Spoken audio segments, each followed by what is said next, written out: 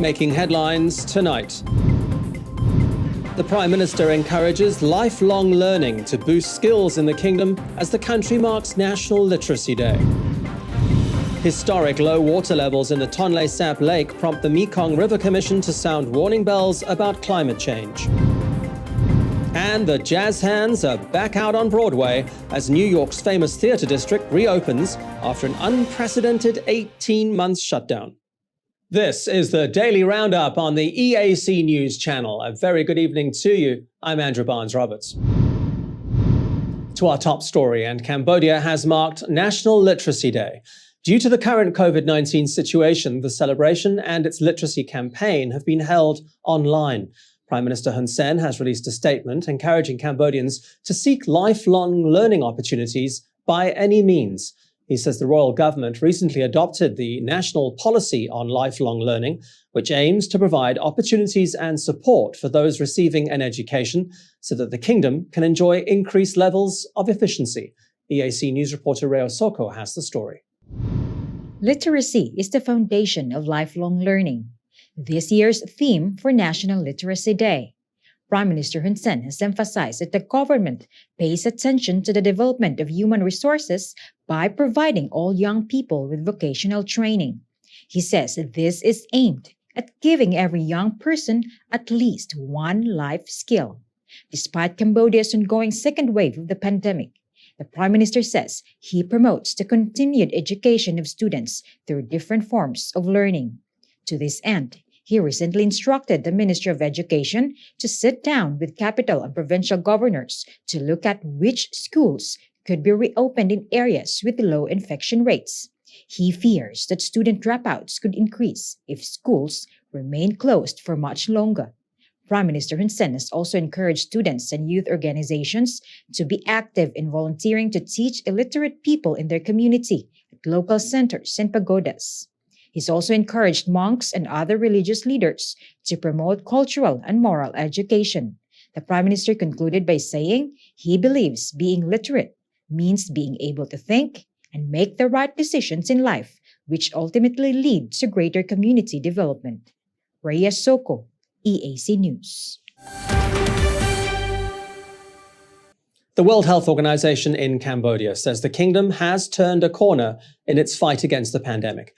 WHO country representative Dr. Lee Ailan says the government is responding well with new strategies, which have led to a marked drop in the infection rate along with the rapid rollout of vaccines.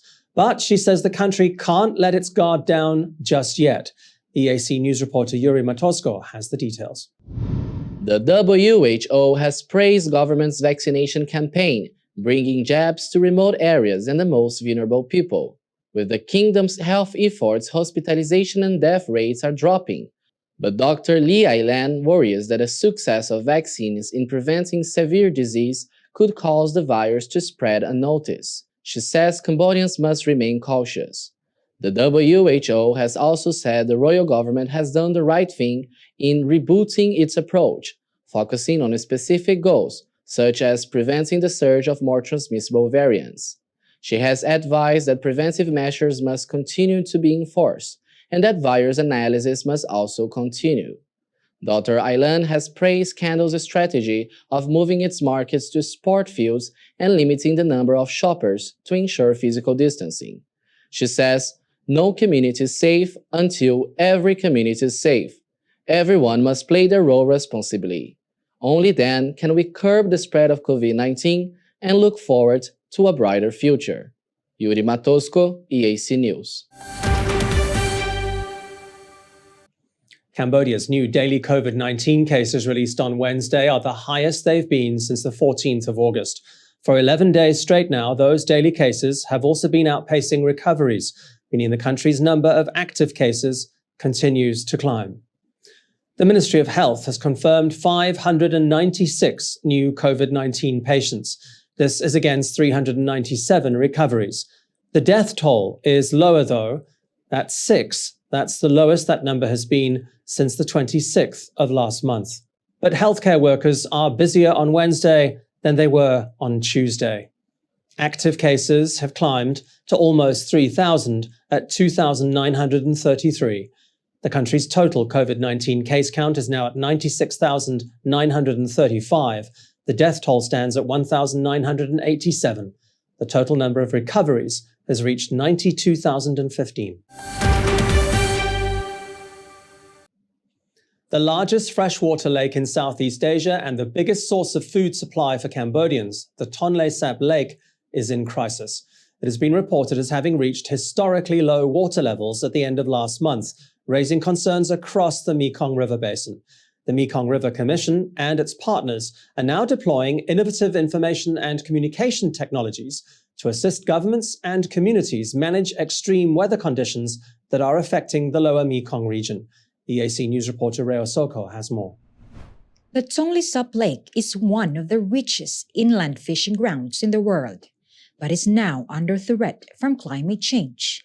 Fishermen living in core areas of the Tonle Sap Biosphere Reserve in Kampong Thom have long complained that fishing yields have been in decline due to low water levels in the wet season. The Mekong River Commission says on 31 August, station readings showed a water level of just 3.86 meters. That's nearly a meter lower than in 2020 and about half the normal average for this time of the year. The Commission says the lower Mekong regions remains highly vulnerable, not only to increased drought but also flooding. Earlier this year, the MRC and Korea Development Institute launched a project aimed at demonstrating how high-tech solutions can support Cambodia, Laos, Thailand, and Vietnam in minimizing the impact of weather-related disasters. Chief Executive Officer of the MRC Secretariat, Anpik Hadda, says climate change necessitates that member countries prioritize, scale up the response mechanisms, and take advantage of cutting-edge technologies to facilitate more effective action. In a workshop organized by the MRC on Monday, the policy report recommended developing map-based flood and drought monitoring systems by analyzing areas vulnerable to flood and drought. The topic is expected to come up during Thursday's 7th Greater Mekong Sub-Region Summit, which will be chaired virtually by Prime Minister Hun Sen. His office says the meeting will focusing on high-priority projects including the environment, trade, private sector investment, and agriculture. Rhea Soko, EAC News. 3 Chinese nationals are due in court after the anti-drug department raided their BKK condo and seized almost 10 kilograms of drugs. The trio are slated to appear in the Phnom Penh Municipal Court. EAC News reporter Yuri Matosko has that story. 34-year-old Han Jing was picked up by police on Saturday. Hours later, 40-year-old Ye Yu-son and 36-year-old Ling Wei were arrested at their condo in Phnom Penh's BKK2 district. The investigation was led by National Police General Ned Savun and the deputy of the Anti-Drug Crime Plan, Mok Chito. The swoop netted more than 6 kilograms of ecstasy and 1 kilogram of methamphetamine and nimetazepam. More than 600 grams of amphetamine and 200 grams of ketamine were also seized. All in all, just short of 10 kilograms of drugs. The confiscated narcotics will be presented as evidence in the Phnom Penh Municipal Court. A date for their first appearance has yet to be announced. Yuri Matosko, EAC News. 3 weeks after taking over Kabul and a day after securing a rebel province north of the capital, the Taliban have announced Afghanistan's new government. Its new administration has sparked protests on the streets of Kabul and has raised eyebrows in Washington. Mullah Hassan Akhund, an associate of the movement's late founder Mullah Omar, is the head of Afghanistan's new government. Mullah Abdul Ghani Baradar is to be his deputy. The makeup of the new government was announced during a news conference in Kabul late on Tuesday. Taliban spokesperson Zabihullah Mujahid said Afghanistan needs comprehensive activities and services in various fields to address the legal, economic, and social rights of the people. He says all those named are holding their positions in an acting capacity. But it's the country's new interior minister who has raised eyebrows in Washington. Sirajuddin Haqqani is on the FBI's most wanted list. He is the son of the founder of the Haqqani network, designated as a terrorist organization by the United States. There is a $10 million reward on offer for his capture, meaning the diplomatic path forward for the US and Afghanistan is complicated, to say the least. Mullah Muhammad Yaqub, the son of the late Mullah Omar, has been named as defense minister, and it's not at all clear what role will be played by Mullah Haibatullah Akhundzada, the Taliban's supreme leader. He has not been seen or heard in public since the collapse of the Western-backed government last month. Given that the Taliban have declared that Afghanistan is a new emirate, analysts believe he may be named the country's first emir. There have been no immediate reports of injuries, but the Taliban isn't taking protests lightly. It fired shots into the air to disrupt this protest on the streets of the capital. The Taliban have repeatedly sought to reassure Afghans and foreign governments that there will be no return to the brutality of their last reign 2 decades ago, marked by public executions and the barring of women and girls from public life.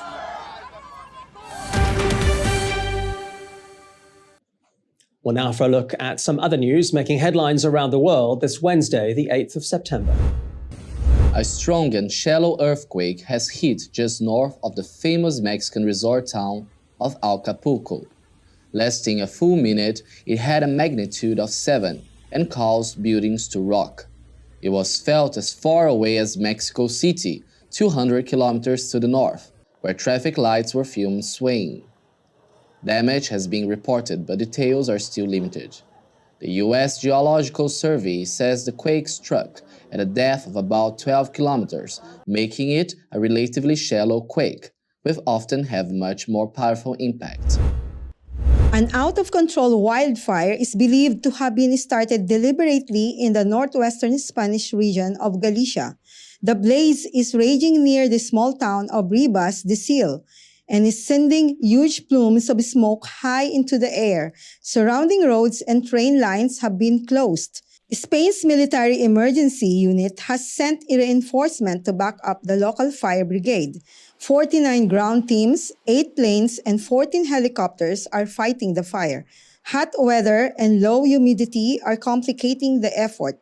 Wildfires have ravaged almost 75,000 hectares in Spain this year, making it the worst year for fires in a decade. And South African President Cyril Ramaphosa has applauded the release of his predecessor on medical parole. We've also received and taken note of the decision by the Correctional Services, National Commissioner to release Comrade Jacob Zuma from incarceration on medical parole. We welcome this. We've heard that he is not well, and we'd like to wish him quick recovery as he is restored back to his home to be with his loved ones. Prison authorities say the former president underwent surgery last month, just as he started a 15-month sentence for contempt of court. He apparently remains in hospital with more operation planned. The 79-year-old was jailed for defying a constitutional court order to give evidence at a high-level corruption inquiry. His jailing sparked widespread rioting and looting that his successor described as an insurrection.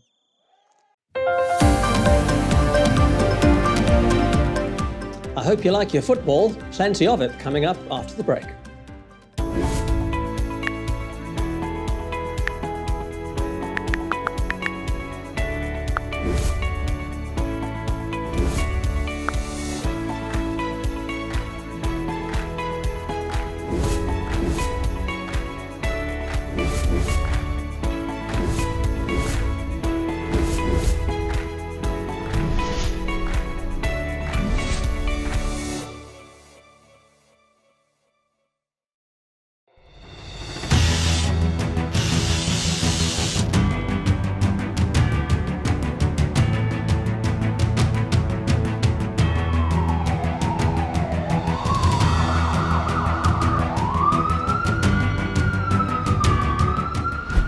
EAC News fully supports the Royal Government of Cambodia's preventative and administrative measures against COVID-19. But we need you to play your part in helping bring the 20 February community transmission event to an end. Wash your hands regularly. Sanitize wherever possible. Keep an eye on your body temperature. Use the Stop COVID QR code. And maintain a safe social distance. But above all, please, please, please wear a mask. Only together can we beat COVID-19.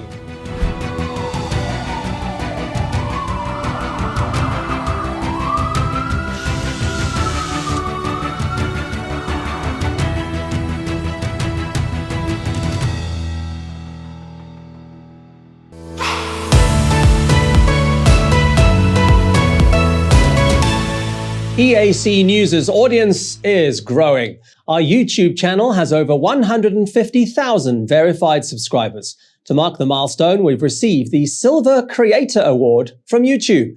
It's given to channels with over 100,000 subscribers. YouTube CEO Susan Wojcicki says the award celebrates EAC News' hard work and incredible achievement. She says we brought a unique voice and style to the world, but have also created valuable connections and built a community along the way. The next milestone we're going for is 1 million subscribers, and we'd really like that Gold Creator Award. So if you're not already a subscriber, head to YouTube and search for EAC News. Subscribers get alerts when the Daily Roundup is premiering and live events are streaming. Get all the latest breaking news and updates from Cambodia in English. If it's happening and you need to know about it, you'll get it all right here. EAC News brings you updates and breaking news in English across all of our platforms and channels. The EAC News app, YouTube, Facebook, Telegram, Twitter, and our website www.eacnews.asia. Join me, Andrew Barnes-Roberts, and the rest of the EAC News team every day on your favorite channels. EAC News, Cambodia made clear.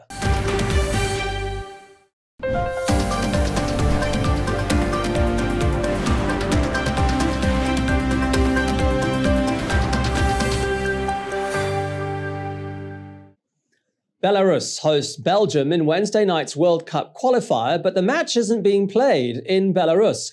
It's actually being hosted by the Russian city of Kazan, with sanctions having been imposed on Belarusian President Alexander Lukashenko. It's effectively an away game for both teams, who spent Tuesday in training. Belarus have it all to play for, sitting in 5th spot in the qualifying group with just 3 points. They lost their most recent match against Wales on Sunday. Belgium are sitting comfortably on top, a full 6 points clear, having romped home to a 3-0 win over Czech Republic at the weekend. 3 games in 7 days, so we prepared always a larger squad. We always thought that the players that they were going to be involved, I would say starting the first 2 games would be very difficult to be involved in the third. And we've been through every single individual, and we got a very fresh squad for tomorrow, I'm happy to say. Belgium look all but certain to qualify for Qatar 2022, with the top 4 teams in each group automatically qualifying for next year's World Cup.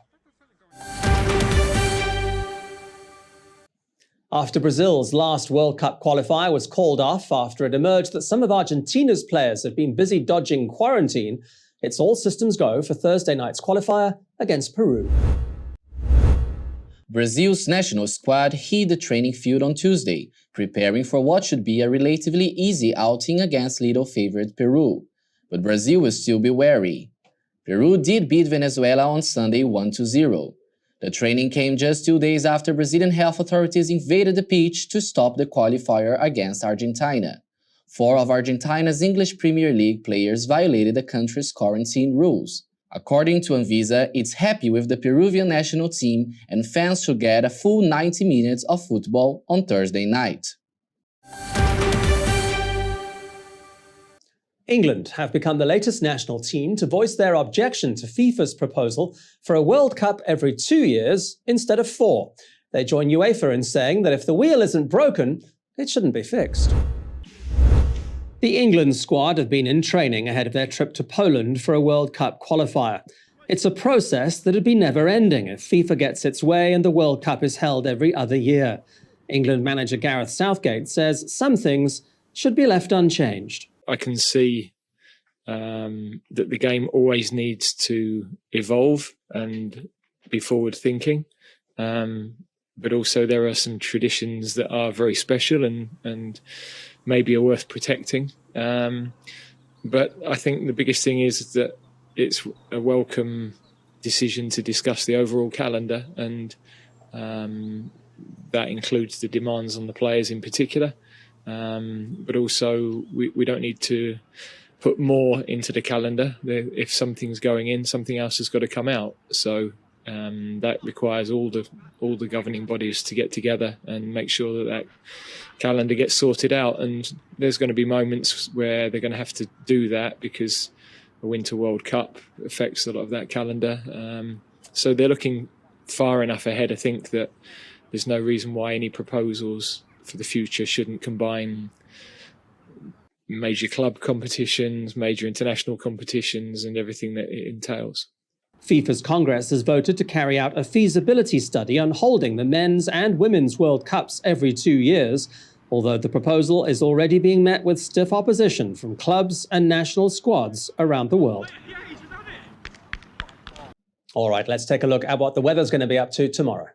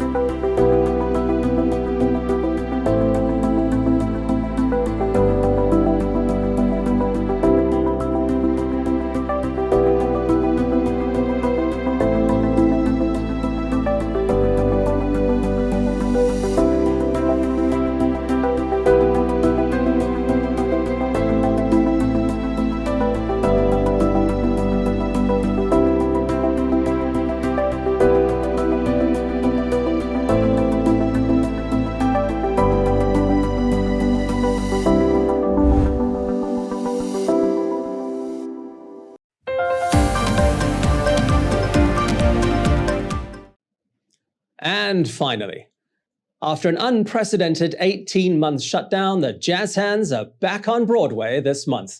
18 musicals and 5 plays open over the course of the next month. The challenge is going to be filling seats and keeping them full. This is Broadway. This is for you, Billy. Where time stops every time a show starts. I'm past patiently waiting, I'm passionately smashing every expectation, every action's an act of creation. I'm laughing in the face of casualties of sorrow. For the first time I'm thinking past tomorrow. I'm not throwing away my. The instantly recognizable voice of Oprah Winfrey heralding the fact that Broadway is back in business. After the longest shutdown in its history thanks to the pandemic, New York's ticket booths are open and theaters are being lit up again along the iconic Great White Way. Cast and crews are also back in rehearsals. Under protocols agreed with unions, producers, and the New York City authorities, all actors, audiences, musicians, and backstage staff must be fully vaccinated. Audiences will also need to wear masks, but venue capacities are not being limited. At the Richard Rodgers Theatre, home to the multi-award-winning Hamilton, hopes are high that Broadway pulls this off.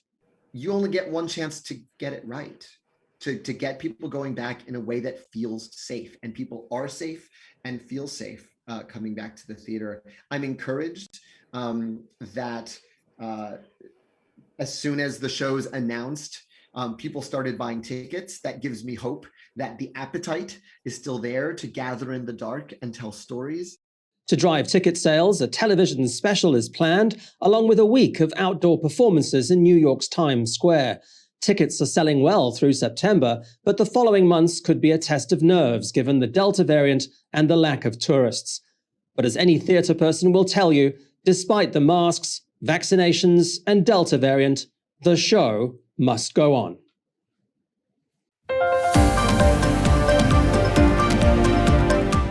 Thank Thank you for watching the Daily Roundup here on the EAC News channel. More breaking news and updates from our website, head to www.eacnews.asia. You can also search for EAC News on Telegram and at your favorite app store. More from the EAC News team in the Daily Roundup tomorrow night at 8. I will see you then.